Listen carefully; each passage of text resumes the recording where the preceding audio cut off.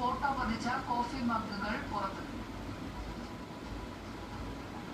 കേന്ദ്ര സർക്കാരിനെ രൂക്ഷമായി വിമർശിച്ച മക്കൾ നീതി മയ്യം നേതാവ് കമൽ ഹാസൻ. കേന്ദ്രത്തിൽ നൽകുന്ന ഓരോ രൂപയ്ക്കും 29 പൈസ മാത്രമാണ് തിരികെ ലഭിക്കുന്നത് എന്ന് കമൽ ഹാസൻ ഈറോഡിൽ തെരഞ്ഞെടുപ്പ് പ്രചാരണത്തിന് എത്തിയായിരുന്നു വിമർശനം.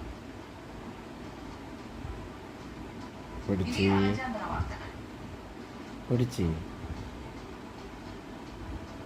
ഗസയിലെ ഖാൻ യൂനിസിൽ ഹമാസ് ആക്രമണം. ഒരു ഇസ്രായേൽ സൈനികൻ കൊല്ലപ്പെട്ടു, 16 സൈനികർക്ക് പരിക്ക്. 6 പേരുടെ നില ഗുരുതരമെന്ന് ഇസ്രായേൽ ഡിഫൻസ് ഫോഴ്സ്.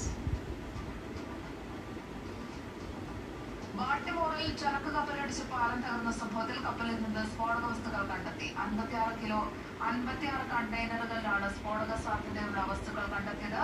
യാത്ര ആരംഭിക്കുന്നതിന് മുൻപ് നടത്തിയ പരിശോധനയിൽ കപ്പലിലെ മോണിറ്റർ ഗേജിന് തകരാറുള്ളതായി കണ്ടെത്തി.